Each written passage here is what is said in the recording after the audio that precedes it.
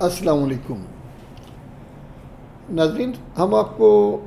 اس سے پہلے جانوروں کی خریداری کے بارے میں بھی وضاحت کر چکے ہیں۔ اس کے علاوہ ہم نے آپ کو یہ بھی بڑی تفصیل سے بتا دیا کہ جانور کو خرید کر جب گھر لانا ہے تو اس کے ساتھ آپ کا کیا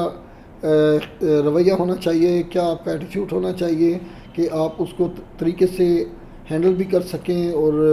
قربانی کے وقت تک اس کو محفوظ طریقے سے سنبھال سکیں۔ ہم اس پر بات کر چکے ہیں۔ اب اس سے اگلا مرحلہ، سب سے اہم مرحلہ جو قربانی کی اصل بنیاد ہے، وہ ہے کہ جانور کا ذبح کرنا۔ اب جانور کا ذبح کرنے کا جب مرحلہ ہے، اس کے لیے ہر شخص تو اپنے گھر میں خود جانور ذبح نہیں کر سکتا۔ اس کے لیے انہیں درکار ہوتا ہے ایک ماہر قصاب، جو آ کے اس جانور کو صحیح شرعی طریقوں سے ذبح کرے، صحیح ٹیکنیکل طریقے سے اس کی کھال کو اتارے مہارت کے ساتھ، اور درست انداز میں اس کے گوشت کی بوٹی بنا سکے اور ہڈیوں کو کٹ کر سکے، نہ کہ ہڈیوں کا چورا کر دے۔ اس کے لیے آپ نے یہ دیکھنا ہے کہ آپ کو اچھا قصاب کیسے ملے گا۔ وہ آپ نے اپنے ارد گرد جو سارا سال کام کرنے والے ہیں، انہیں پہلے سے اس کے لیے انگیج کر لیں یا ان سے ٹائم لے لیں، تاکہ آپ کو آخری وقت میں ان لوگوں کا سامنا نہ کرنا پڑے جو سال بعد چھریاں اور چاپڑ اور منڈی لے کے اور پھیری پر آتے ہیں اور وہ آوازیں لگا کے جانور کو ذبح کرتے ہیں، اور پھر اس کے ساتھ جو سلوک ہوتا ہے وہ سب دیکھتے ہیں۔ ایک جانور کو ذبح کرنے کے لیے جب کوئی بوچر یا قصاب آتا ہے،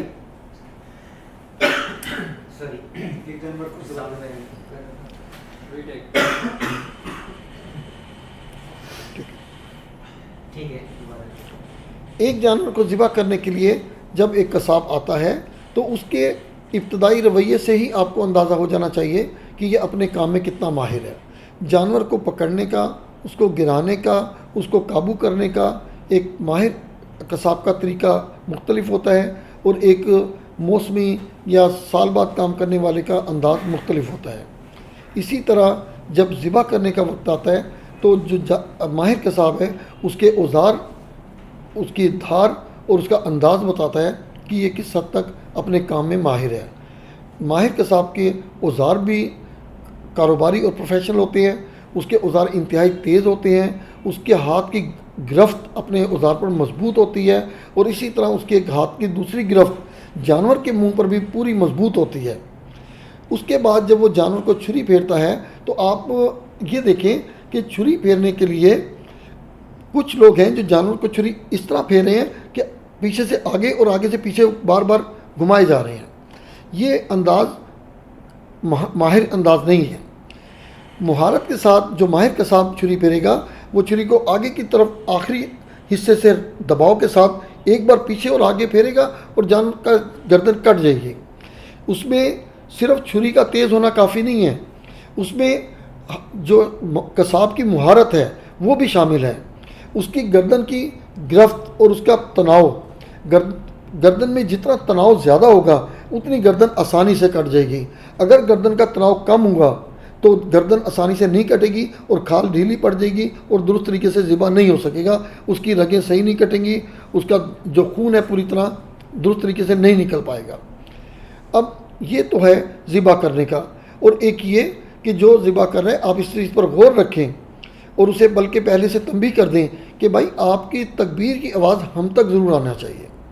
اس کے درست الفاظ کے ساتھ تکبیر کی ادائیگی اس کی اتنی آواز میں ہو جو آپ کے کانوں تک بھی پہنچ جائے، یہ ایک بہتر افضل عمل ہے۔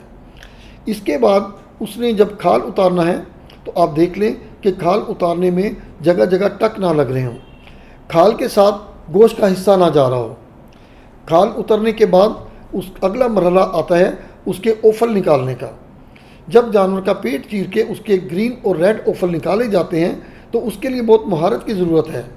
اکثر اناڑی اوفل نکالتے ہوئے اس کی اکثر وین اس کے اندر ہی ڈیمیج کر دیتے ہیں، لیک کر دیتے ہیں، اور اس کی ساری غلاظت اس کے اندر پھیل جاتی ہے۔ وہ اوفل نکال لیے جائیں، اس کو دھو بھی لیا جائے، لیکن وہ غلاظت کی جو ایک رنگ اور بو ہے وہ بہت دیر تک اس میں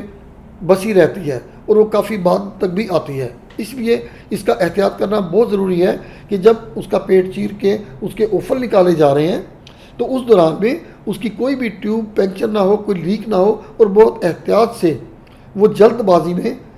قصاب اس کو بے دہانی میں ایسا کام نہ کریں کہ وہ اندر غلاظت اندر ہی اس کے رہ جائے، سینے یا پیٹ کے اندر، اس سے میں روکیں۔ اور جب وہ اپنے تمام علائشیں نکال لیں تو پھر اندرونی حصے کو اچھی طرح اس سے دھلوا لیں۔ اور اس کے بعد آپ کو بہتر یہ ہے کہ اس جانور کو، چاہے وہ بکرا ہے، دمبا چھترا ہے، یا اگر بڑا جانور بھی ہے اور اس کے 4 پیس بھی کر دیے ہیں، تو ان کو کم از کم 2 سے 3 گھنٹے کے لیے اسے ٹھہرا رہنے دیں، روم ٹمپریچر پہ نارمل حالت میں اسے ٹنگا رہنے دیں۔ اس کے ٹنگنے سے 2 فائدے ہوں گے۔ ایک تو یہ فائدہ ہوگا کہ اس کے جسم کی رگوں میں جو تھوڑا بہت خون رہ گیا ہے وہ نچڑ جائے گا اور وہ نکل جائے گا، اور اس خون کے جو مضر اثرات ہیں وہ گوشت میں ٹرانسفر نہیں ہوں گے۔ اور دوسرا اس کا جو بڑا فائدہ یہ ہے کہ اس کے جو جسم کا درجہ حرارت گوشت کا ہے وہ ختم ہو جائے گا اور وہ نارمل درجہ حرارت پر آ جائے گا۔ کیونکہ اگر ہم اس کے جسمانی درجہ حرارت کے گوشت کے اسی حالت میں اگر ہم اس کے گوشت کی کٹنگ کر دیتے ہیں تو گوشت کاٹ کاٹ کے جہاں ہم ڈھیر لگائیں گے وہاں اوپری سطح پر بظاہر گوشت بہت اچھا نظر آئے گا، لیکن 1-1.5 گھنٹے بعد جب ہم اس گوشت کو اٹھائیں گے تو اندرونی سطح سے اس کی بو آنا شروع ہو جائے گی، اس کی اپنے حرارت جو ہے اس کو اندر سے خراب کرنا شروع کر دیتی ہے۔ اس لیے اس کا کچھ وقت ہوا میں معلق رہنا، ٹنگے رہنا وہ زیادہ بہتر ہوگا، اس کی کوالٹی کو بہتر کرے گا، گوشت میں ٹھہراؤ بھی آ جائے گا، بوٹی کی کٹنگ بھی بہتر ہوگی، اور بوٹی اور گوشت دیر تک محفوظ بھی رہے گا۔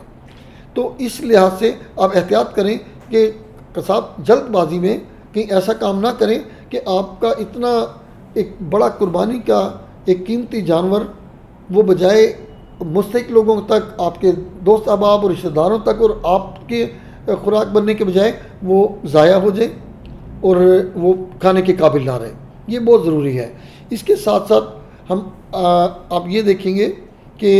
گوشت بننے کے بعد اس کو آپ نے جب اس کو تقسیم کرنا ہے تو پھر اس کو آپ کھلے برتن میں رکھیں، اس کو پیکنگ کرنے سے پہلے اس کا درجہ حرارت دیکھ لیں۔ ہم نے آپ کو ابھی یہ تمام چیزیں بتائی ہیں کہ آپ نے گوشت کی کٹنے میں، جانور کے ذبح ہونے میں، اس کی کھال اترنے میں کن کن احتیاطوں کو ملحوظ خاطر رکھنا ہے۔ ہم آپ کو اس سے اگلی ویڈیو میں بتائیں گے کہ اب اس گوشت کو اگر آپ استعمال کرنے کے ساتھ ساتھ کچھ حصہ محفوظ کرنا چاہتے ہیں تو اس کو محفوظ کرنے کا درست طریقہ کیا ہے تاکہ وہ گوشت دیر تک محفوظ رہ سکے یا جلد خراب نہ ہو۔ یہ ہم انشاءاللہ آپ کو اگلی ویڈیو میں بتائیں گے۔ اللہ حافظ۔